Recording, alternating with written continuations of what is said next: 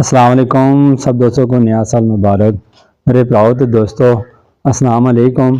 نواں سال تو آ گیا لیکن اساں غور فکر کرنی چاہیے جی نواں سال اساں دی زندگی میں جو پچھلا گزر گیا وہ کس طرح دا گزرے، دین دے مطابق گزرے یا دین تو ہٹ کے گزرے۔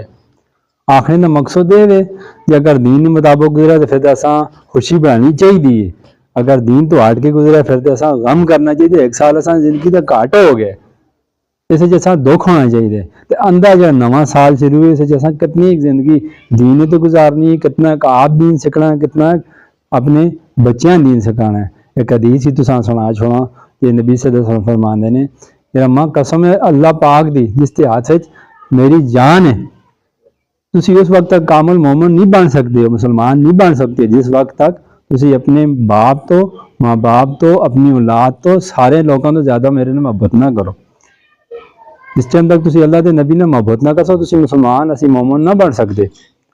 مومن تاں ہی بن سکتے جس اللہ دے اور اللہ دے رسول دے طریقے اپنی زندگی بھی جیسی نافذ کرسا، جس اپنی زندگی جنہوں نے طریقے کے مطابق زندگی گزارسا پھر اسی کامل مومن بنسا۔ وہ کس طرح اسی دین سکھنے نہ لاسی، ہر کام سکھنے نہ لاندے، تساں آپ بھی سکھو، اپنے بچے بھی دیندار سکھو، خود بھی قرآن پڑھو، ترجمے نال پڑھو، حدیثاں بھی پڑھو تاکہ اساں زندگی دے اندر دین آوے، تا دنیا بھی ساری بنے تو آخرت بھی بنے۔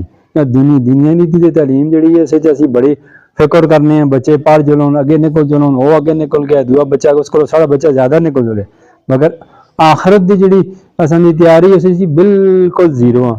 بچیاں اپنے بھی اسی دین دی تعلیم نہ دیں دے، خود بھی نہ دینے، اس وجہ ساری دنیا بھی تے بننا نہیں لیکن آخرت تھوڑی نہیں بن دی۔ اللہ پاک تساں بھی عمل کرنے کی توفیق دے۔ آمین برائے مہربان مان کر۔